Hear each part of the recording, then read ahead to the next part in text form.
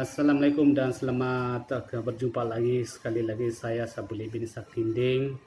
Hari ini akan coba membentangkan tugasan PK 41903 proses kaunseling kerjaya daripada pensyarah Sobri Ismail, dan juga mengambil tajuk mengambil tajuk berkaitan dengan instrumen yang digunakan oleh beberapa instrumen yang digunakan oleh kaunselor dan kaunseling untuk pemilihan ataupun dalam proses kerjaya. Okey.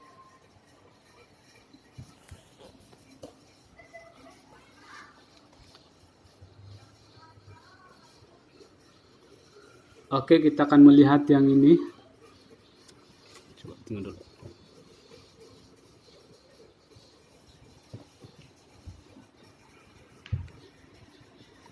Oke, saya akan membentangkan daripada saya ada beberapa buat slide untuk pembentangan dalam kursus ini untuk proses kaunseling kerjaya ini. Yang pertama yaitu antara yang saya akan coba kupas mengenai dengan proses kaunseling kerja ini itu daripada bermula dengan pengenalan, dan saya akan sentuh kepada beberapa instrumen mengenai dengan IPS, Inventory Personality SIDIC, BPI, Vocational Preference Inventory,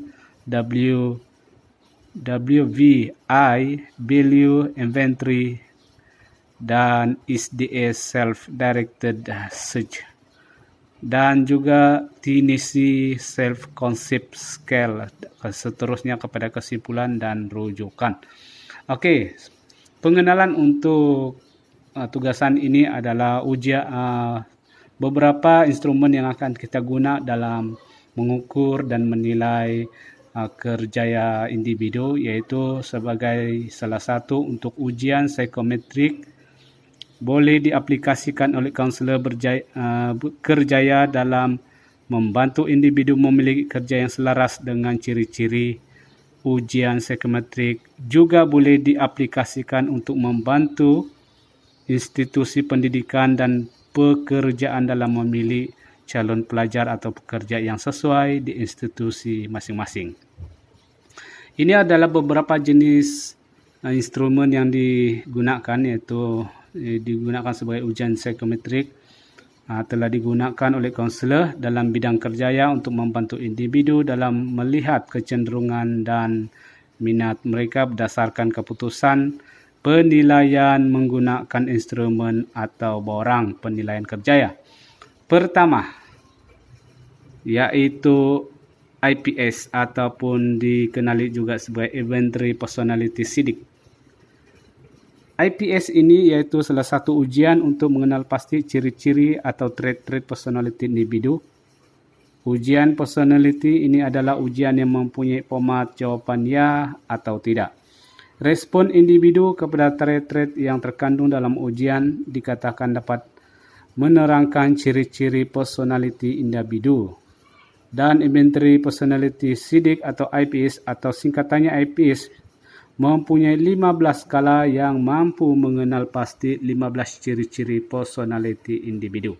Ianya bertujuan untuk mengukur atau mengenal pasti trait-trait atau ciri-ciri personality berikut, yaitu agresif, analitik, otonomi, bersandar, ekstrovert,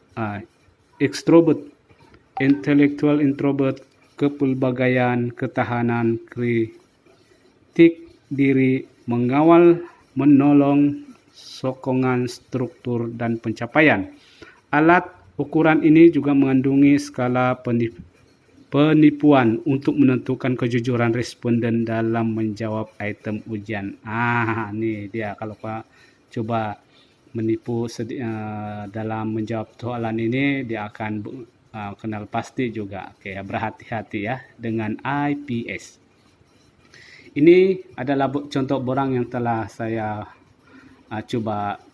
pernah buat, dan ini adalah saya punya ujian IPS. Oke. Dan yang kedua yaitu BPI, Vocational Preference Inventory. Untuk melakukan ini, Anda mesti mengetahui terlebih dahulu apa yang kita suka ataupun individu suka. Ujian ini membolehkan mengorientasikan pelajar ataupun individu ataupun orang dewasa yang tidak tahu dengan tepat sektor atau profesi mana yang harus mereka pilih. Ujian ini menilai aspek yang berbeza, dikelompokkan dalam 10 bidang atau bidang pilihan skala 10 kuder. Bekerja di luar rumah pertama, yang kedua minat mechanical, ketiga minat dalam pengiraan, matematik lah yang ini nih. Keempat minat ilmiah, minat persuasif, minat seni plastik, minat sastra, minat musik, minat dalam perkhidmatan sosial, dan yang terakhir ke-10 minat dalam kerja pejabat. Oke, dan ini saya punya contoh borang yang telah saya buat dan saya pernah buat melalui dengan ujian ini, dan saya adalah orang dari kategori sosial. Dan yang ketiga, bawa instrumen yang ketiga yaitu WVI, bukan BIA, The Work Value Inventory Donald Supput. Digunakan untuk mengenal pasti nilai yang dianggap penting oleh seseorang individu dalam pekerjaan. Kajian rintis yang dijalankan menghasilkan sekali kebolehpercayaan alfa, Krobach 9.96 dan pekali kesahan kandungan melalui pendekatan pakar bernilai 0.85 memperlihatkan bahwa alat ukuran ini mempunyai kebolehpercayaan dan kesahan kandungan yang tinggi. Jika Anda sudah mendapat keputusan dalam penilaian yang Anda jalani, memperoleh pendekatan yang hampir dengan angka yang telah saya sebut tadi, Anda berada kemungkinan dalam kategori ini ataupun dalam kategori yang lain. Ya, ini yang kita tengok itu, mengukur 6 kategori. 6 kategori yang utama dalam nilai pekerjaan, yaitu kategori konteks, sama ada Anda berada di pertama itu kategori konteks, dan hubungan, dan mempunyai fungsi, ganjaran, cita rasa, dan yang terakhir monotomi yang terdiri daripada 21 nilai pekerjaan. Nah, ini saya punya contoh borang yang telah pernah saya coba buat, dan saya berada dalam kategori yang baiklah. Ada dia punya cara pengiraan di sini. Ini pengiraannya, dan kita akan dapat hasilnya kita berada di mana.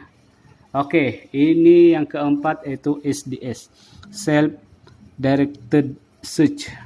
Oke. Ini adalah SDS ini terlalu famous untuk digunakan di mana-mana tempat.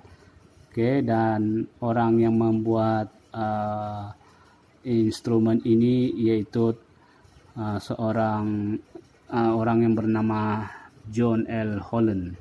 Oke, dan ini juga dianggap dikenali sebagai teori Holland.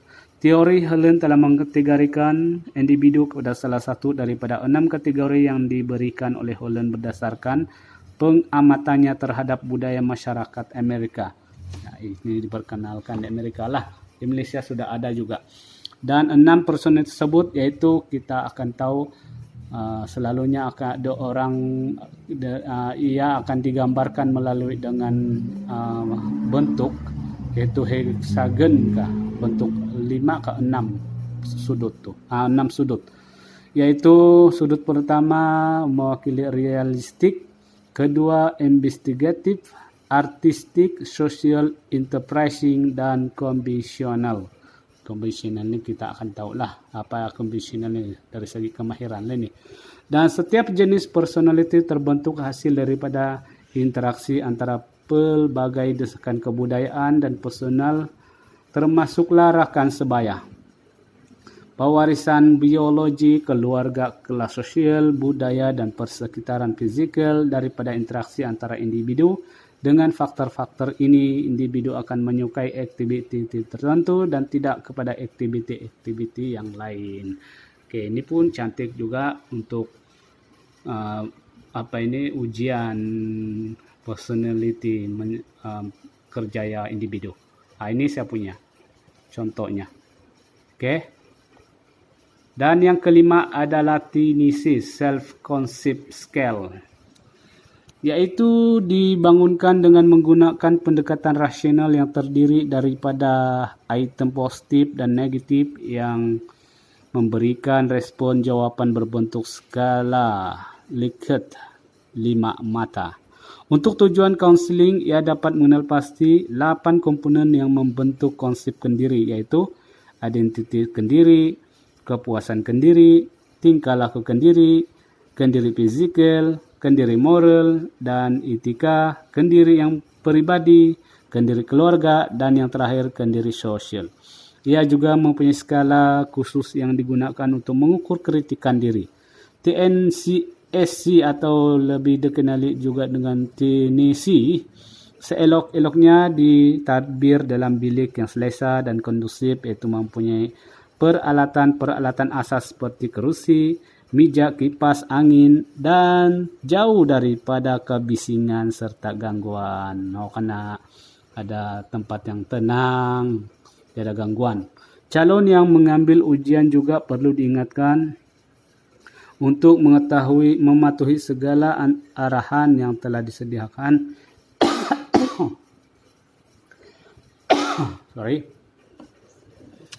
Arahan yang telah disediakan agar keputusan ujian diperoleh kelak tidak bias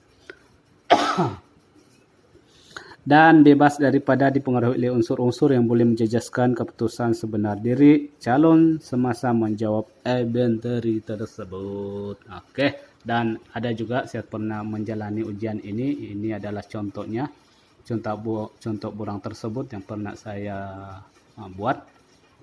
Dan itu yang terakhir dan kesimpulannya adalah kesemua ujian instrumen yang telah saya bagi terang tadi dan secara ringkas merupakan ujian psikometrik. Sebenarnya adalah suatu pendekatan yang memerlukan konselor menggunakan ujian psikologi. Begitu kata Siddiq Muhammad Noah 2016. Untuk tujuan itu, konselor kerjaya perlu menguasai sekurang-kurang 1 ujian minat kerjaya, 1 ujian personality, dan 1 ujian nilai pekerjaan. Perlu ada 3 perkara yang perlu kena tahulah, minat kerjaya dan personality. Yang lagi bagus tadi itu kalau bagi saya yang SDS tuh.